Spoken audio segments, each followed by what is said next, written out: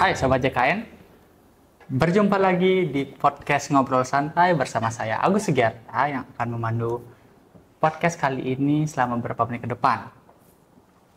Kali ini kita akan ngobrolin tentang adanya digitalisasi keterbukaan informasi publik di BPJS Kesehatan melalui penyediaan aplikasi berbasis web bagi pemohon informasi publik kepada BPJS Kesehatan.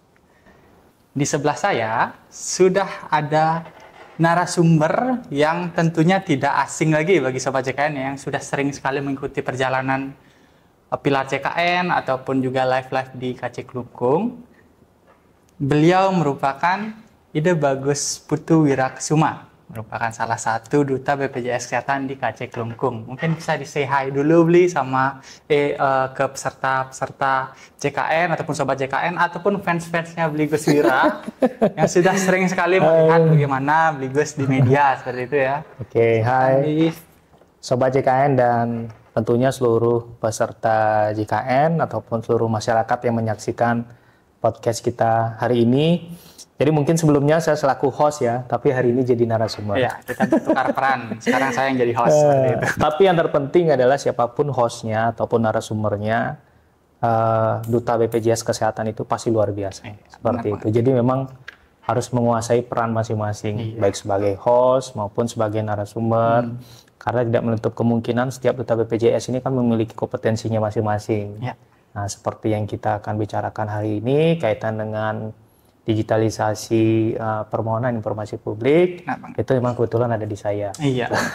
Jadi Bli Gus Wira ini yang mengolah informasi-informasi yang dibutuhkan dari BPJS itu ya. Misalkan ada permohonan data terkait data yang menyangkut BPJS Kesehatan, Bli Gus Wira lah yang mengolah data tersebut seperti itu. Nah, berbicara terkait digitalisasi nih Bli, tentunya nggak akan jauh-jauh dari ya penggunaan aplikasi, kemudian sistem dan juga perangkat-perangkat teknologi yang canggih-canggih gitu ya.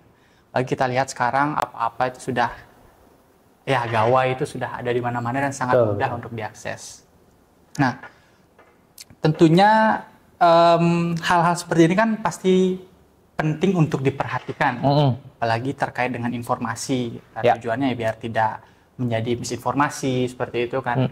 Nah, dalam digitalisasi keterbukaan informasi publik di BPJS Kesehatan ini, apa kira-kira yang menjadi latar belakang atau yang mendasari ataupun dasar hukum yang menopang ataupun menjadi acuan terkait hal tersebut seperti itu? Jadi secara tidak langsung tadi Agus sudah sempat sampaikan bahwa zaman sekarang ya era globalisasi, jadi apa-apa sedikit sudah ya bisa dibilang canggih gitu kan. Jadi salah satu latar belakangnya adanya digitalisasi ini ya karena tuntutan era saat ini yang memang era digitalisasi dan kemudian memang saat ini semua serba canggih. Jadi kalau kita tidak mengikuti era ini kita akan ketinggalan. Jadi makanya kita harus membuat terobosan-terobosan, inovasi. Itu yang menjadi salah satu latar belakang dari kita sebagai duta BPJS ini harus selalu berinovasi dalam hal khususnya digitalisasi. Kemudian memang di BPJS Kesehatan sendiri dari dulu itu kita memang sangat compliant sama aturan-aturan di atas kita sesuai hierarkinya. Jadi memang terkait dengan informasi publik ini kan memang tentunya ada undang-undangnya juga. Nah, kemudian yang undang-undangnya itu adalah Undang-Undang Nomor 14 Tahun 2008 yang tentang keterbukaan informasi publik. Jadi itu adalah induknya. Jadi hierarki tertingginya di sana. Jadi kita memang mengadopsi dari sana sehingga turunlah banyak aturan. Nah, kemudian aturan yang ada di BPJS Kesehatan sendiri kaitan dengan informasi publik ini akan terus, dia sifatnya dinamis, akan terus berkembang sesuai dengan kebutuhan atau perkembangan zaman sehingga akan dilakukan penyelarasan seperti yang saat ini yang sudah dilakukan kaitan dengan digitalisasi ini. Muncullah beberapa aturan kaitan informasi publik ini yang melandasi atau melatar belakangi salah satunya adalah tentang digitalisasi ini. Jadi memang aturannya itu banyak sih sebenarnya. Cuman intinya hierarki yang tertingginya itu kita selalu mengacu pada Undang-Undang Nomor 14 Tahun 2008 itu. Gitu. Wih, jadi kalau kita lihat memang kan kalau digitalisasi ini sangat banyak sekali aspek yang bisa dicakup ya Bri ya. Dan tentunya seperti yang disampaikan tadi dari UU nomor 14 tahun 2008 itu ada lagi hierarki lain? Ada, Ya, pastinya ada. banyak. Baik.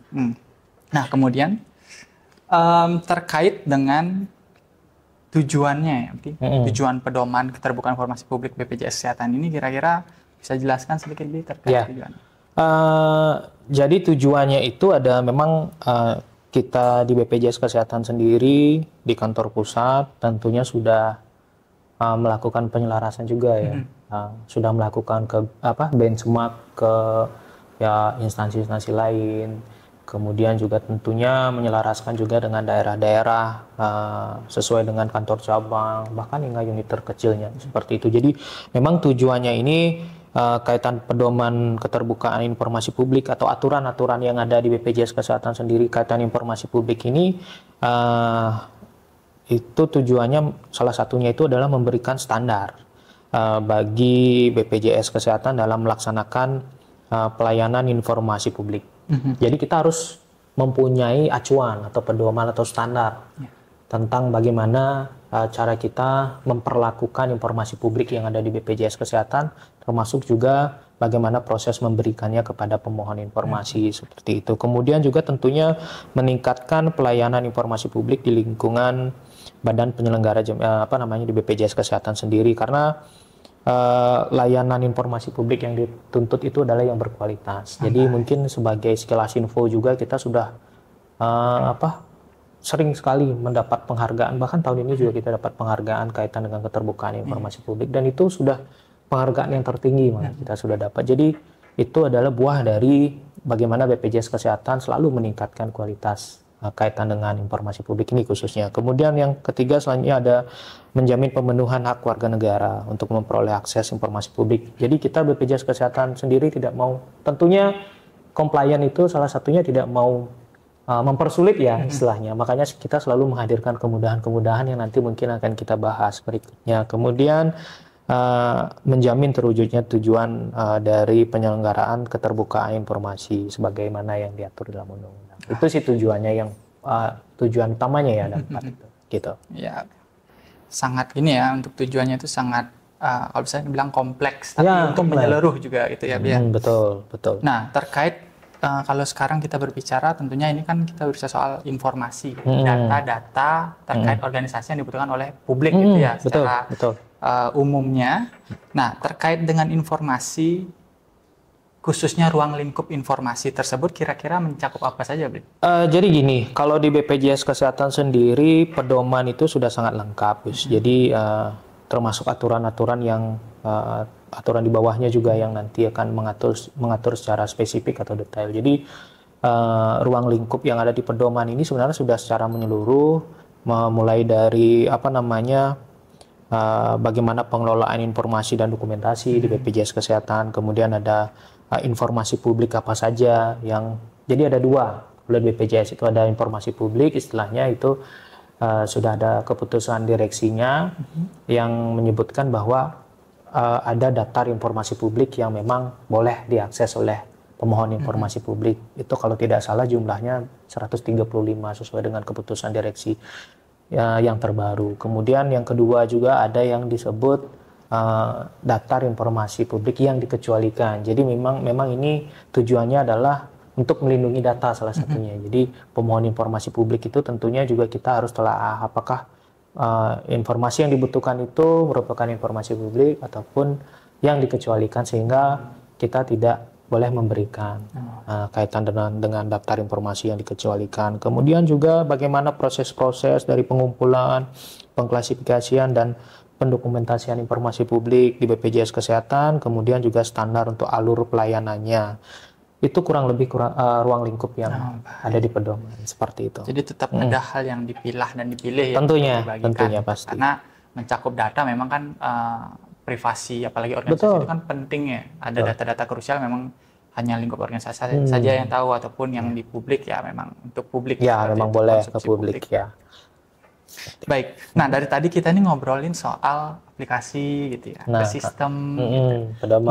Nah, Sobat JKN yang menonton pun pasti penasaran ataupun ingin tahu gitu terkait dengan nama aplikasi ataupun sistem yang digunakan gitu. Karena tentunya kalau kita berbicara soal aplikasi website itu kan dibuka untuk umum ya, semua orang bisa mengakses gitu. Dan tentunya untuk bisa mengakses itu harus tahu dulu nih kira-kira nama aplikasinya apa gitu. Ya. Jadi gini, kalau kita di BPJS Kesehatan sendiri memang inovasinya sudah lama sebenarnya. Itu namanya adalah elektronik PPID. Jadi PPID ini mungkin masih instansi-instansi sebenarnya sudah tahu sih, cuman perlu kita perjelas lagi. Jadi PPID ini adalah petugas pengelola informasi dan dokumentasi. Jadi jika dulu sebenarnya EPPID ini sudah lama sebenarnya Gus, sudah dari berapa tahun ya saya lupa, jadi sudah lama sebenarnya, cuman memang untuk perlakuannya itu memang sebelumnya belum 100%. Jadi memang mungkin Sobat JKN yang menonton saat ini mungkin pernah mengajukan permohonan informasi ke BPJS. Jadi sebelumnya memang mungkin masih menggunakan hard copy ya. Jadi mengajukan langsung ke BPJS berupa surat. Nah kemudian di tahun 2024 kemarin sebenarnya kita di KC Kelungkung sendiri khususnya Gus, kita sudah mulai pengetatan. Kalau bisa bahkan kemarin itu sudah mendekati 100%. Sementara di tahun 2025 ini kita sudah full menggunakan EPPID ini. Jadi EPPID ini perlu diketahui oleh Sobat JKN itu bisa diakses melalui web. Jadi web BPJS Kesehatan sendiri yang www yang BPJS kesehatan.go.id. Kemudian nanti di dalamnya akan ada link EPPID, atau misalnya mau mengakses langsung ke link EPPID bisa juga, yang eppid.bpjs-kesehatan.go.id itu bisa juga. Jadi bisa diakses dari sana, nanti akan muncul beranda. Kemudian di bagian pojok kanan atasnya itu ada kolom permohonan informasi. Jadi bagi Sobat JKN ataupun masyarakat pada umumnya yang memang ingin mengajukan, untuk saat ini kita arahkan ke EPPID ini. Jadi nanti bisa mengakses melalui portal yang tadi ataupun kita buka ke web BPJS Kesehatan. Seperti itu. Jadi sekarang karena sudah memanfaatkan digitalisasi gitu ya, artinya tidak lagi perlu untuk ngeprint itu ya. Kalau usahakan udah paperless kan sekarang. Paperless dan lebih hemat anggaran gitu ya. Betul. Efisiensi waktu juga kan. Efisiensi juga perlu lebih cepat. Tinggal ketik-ketik, masukkan data, tinggal tunggu gitu ya. Betul. Oke. Nah, seperti itu Sobat JKN, jadi penjelasannya dari Beli Gus Wira memang sangat detail gitu ya. Nah, kita udah tahu nih nama aplikasinya, kemana kita kalau misalkan mau akses aplikasinya, ataupun kita kalau misalkan membutuhkan data, kita harus kemana, itu sekarang udah gampang. Tinggal duduk aja gitu. Betul. Duduk, ketik, langsung kirim permohonan datanya. Nah, terus gimana sih alur permohonan informasi dari EPPID ini Beli untuk BPJS Kesehatan? Jadi seperti yang saya sampaikan tadi, kita sifat di BPJS Kesehatan ini aturannya dinamis.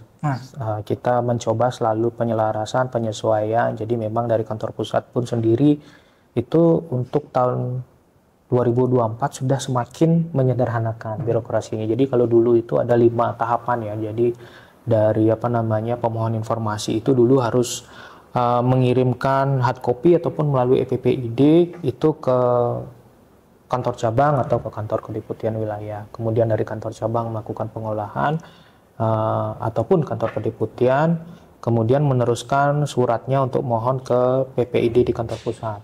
Kemudian bisa lanjut ke kedeputian bidang Risnop Bank namanya. Jadi kaitan dengan riset dan inovasi dan pengembangan. Kemudian lanjut ke PPID di kantor pusat, kemudian turun ke kantor cabang, baru ke pemohon informasi. Jadi dianggap yang dulu itu lebih panjang, sehingga membutuhkan waktu pemenuhannya juga tentunya akan lebih panjang. Sehingga disederhanakan lagi di tahun ini dengan pedoman yang kita bahas tadi yang baru, itu sudah sangat disederhanakan. Jadi pemohon informasi cukup mengupload melalui EPPID, kemudian akan diterima ke tujuan pemohon informasi, misalnya contoh di kantor cabang Kelungkung, kemudian petugas informasi publik di kantor cabang, saya sendiri itu akan mengolah informasi ini jadi dengan cara menelaahnya seperti itu. Kemudian apabila itu kaitan dengan data primer yang memerlukan persetujuan dari kantor pusat melalui Risnop Bank, maka kita teruskan ke sana. Tapi kalau jika tidak, kita akan proses langsung dan langsung kita berikan kepada pemohon informasi. Jadi prosesnya sudah sangat simpel ya, untuk berikutnya. lebih Itu alurnya ya. seperti itu. Baik.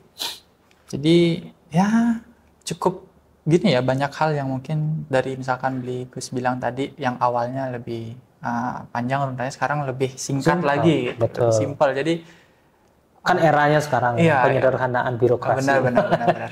Ya apa-apa biar cepat gitu ya. Tidak usah lagi nunggu lama-lama. Masyarakat kan maunya pasti tentunya yang cepat-cepat aja, yang sederhana, yang nggak mau yang ribet-ribet gitu lah. Oke. Nah, selanjutnya terkait tadi sudah permohonan informasi. Sekarang apa sih kira-kira syarat-syarat yang dibutuhkan untuk meminta data ke BPJS misalkan? Ini hal yang sangat penting, Gus. Jadi perlu sangat diketahui oleh pemohon informasi ya, supaya nanti kedepannya bisa sekali cespleng udah langsung bisa diproses data. Nah, tentunya pemohon data ini yang seperti pengalaman saya pribadi sebagai petugas informasi ini pasti perlunya cepat, biar bisa cepat karena tentunya nanti data ini akan diolah. Gitu. Misalnya contohnya kayak kebutuhan data primer yang diajukan oleh mahasiswa misalnya untuk penelitian, nah itu kan harus mendapat persetujuan dari kantor pusat melalui Risnop Bank. Nah, jadi syarat yang harus dilengkapi sebelumnya itu ketika ingin mengajukan permohonan itu sesuai dengan pedoman yang berlaku itu adalah tentunya yang pertama identitas. Jadi fotokopi KTP-nya, kemudian mungkin paspor juga atau kita sebagai warga negara asing. Kemudian legalitas badan hukum, misalnya contoh mungkin untuk penelitian tadi dari kampusnya pasti ada legalitas badan hukumnya yang harus dipenuhi. Kemudian surat kuasa bermeterai cukup dan fotokopi KTP tersebut untuk pemberi kuasa. Dalam hal ini misalnya pemohon informasi publik dikuasakan kepada pihak lain. Nah, kemudian yang berikutnya surat pengantar dari instansi atau misalnya mungkin pribadi. Jadi tetap menggunakan surat pengantar. Kemudian ada fakta integritas juga. Kalau fakta integritas itu kita sudah sediakan formnya. Jadi nanti bisa kita berikan kepada pemohon informasi. Kemudian ada pedoman wawancara juga kalau misalnya memang ya kalau data primer ini kan cenderung pastinya untuk wawancara dan kuesioner biasanya. Kemudian yang berikutnya yang terakhir adalah proposal penelitian. Jadi semua yang saya sebutkan tadi, Gus, itu harus diupload di EPPID. Jadi sudah disediakan di sana yang file identitas, kita upload di kolom file identitas, kemudian file untuk permohonan informasi publik kita upload di sana, fakta integritas dan juga tentunya yang tadi saya sebutkan ada diperlukan pedoman wawancaranya atau proposal penelitiannya. Seperti itu syaratnya.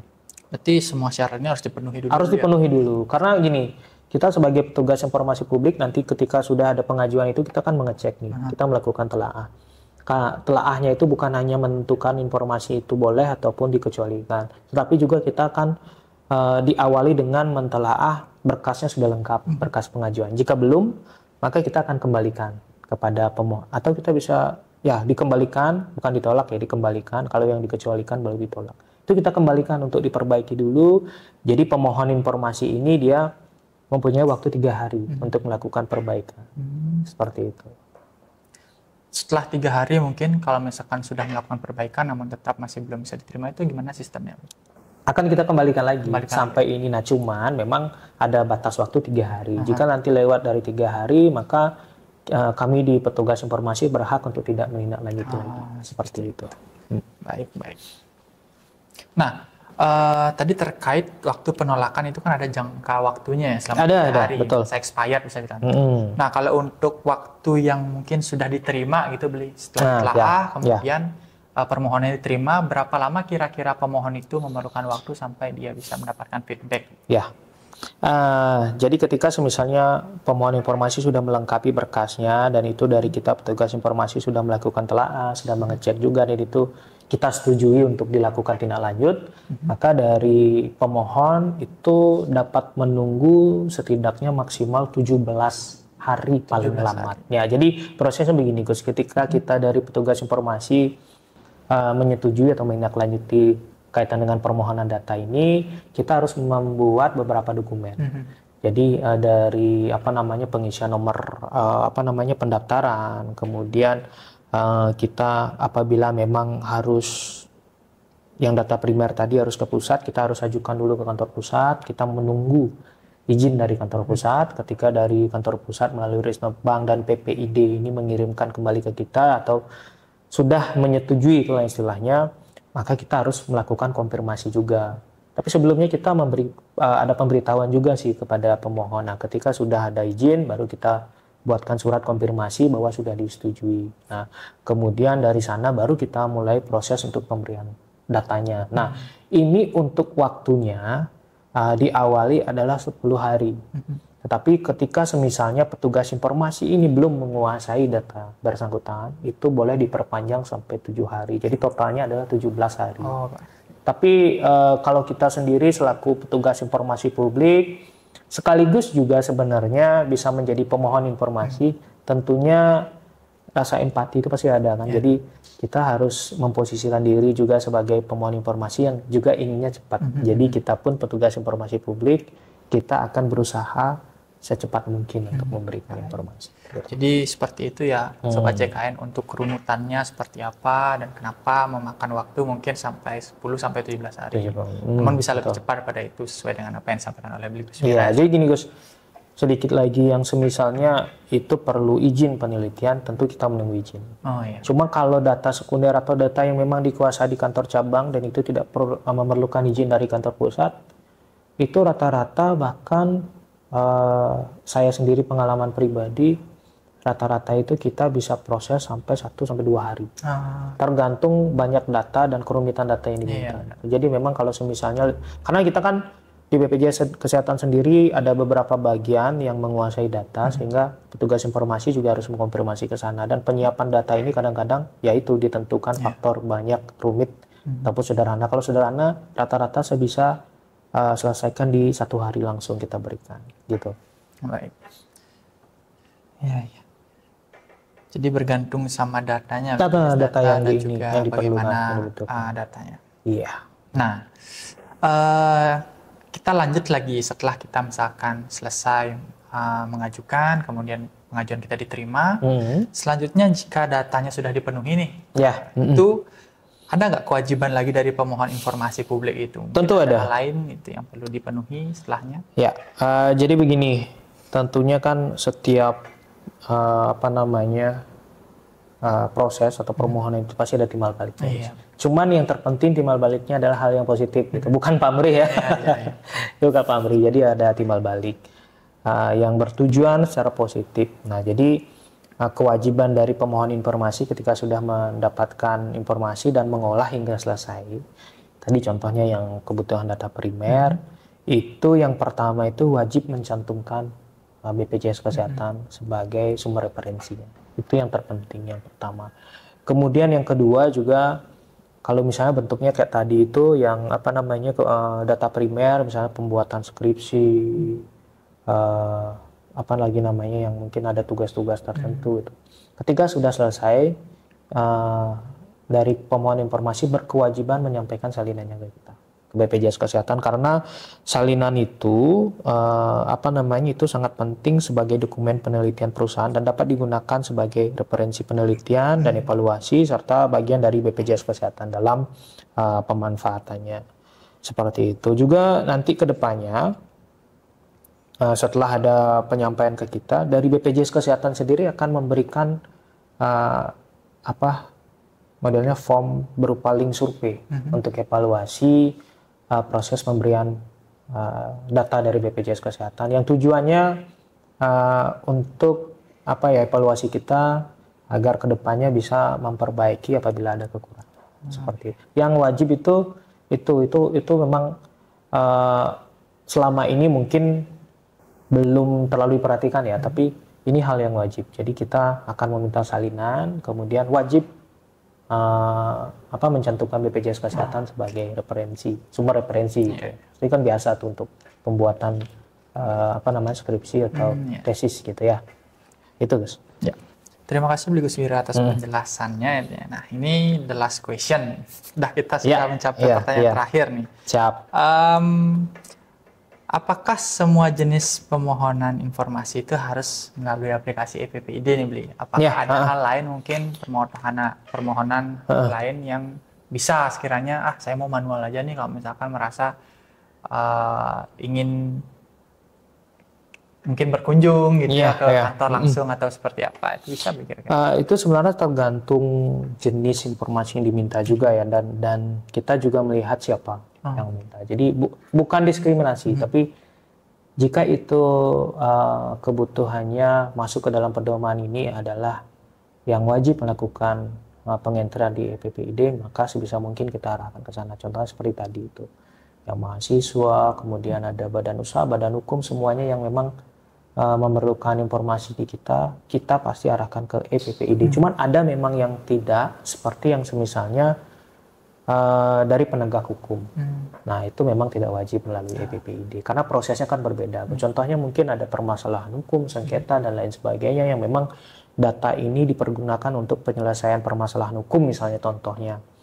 Atau mungkin melibatkan BPJS Kesehatan sendiri yang berurusan dengan penegak hukum, itu jalurnya beda karena ada bidang khusus di BPJS Kesehatan sendiri yang menangani. Seperti yang PPID ini ya kita punya PPID pusat juga, kemudian punya Risnopbank juga yang terkait di dalamnya. Nah, sementara kalau penegak hukum ini memang jalurnya itu nanti beda, ada bidang khusus nanti yang bidang hukum yang menangani hal tersebut. Jadi kita akan melakukan pemilahan seperti itu. Jadi tidak semuanya masuk ke EPPID gitu. Jadi tetap ada juga hal yang mungkin bergantung konteksnya. Betul, yang konteksnya. Oke. Tidak terasa kita sudah berbincang-bincang tadi dan sudah banyak pertanyaan yang saya ajukan kepada Bligus terkait dengan PPID, baik dari tadi awalnya dasar hukumnya tentang apa, tadi sudah dijelaskan oleh Bligus Tuwira terkait dengan Undang-Undang Nomor 14 Tahun 2008 sebagai acuan utamanya. Kemudian terkait tujuan pedoman tersebut, ruang lingkupnya, bahkan sampai syarat-syarat sampai akhirnya bagaimana data dari pemohon itu diterima oleh pemohon itu sendiri gitu ya. Jadi sebenarnya diskusi kita hari ini itu sudah sangat jelas untuk menjelaskan terkait dengan bagaimana alur EPPID. Semisal nih nanti ada pertanyaan gitu dari Sobat JKN yang menonton masih merasa kebingungan seperti itu, bisa tinggalkan jejak di kolom komentar gitu.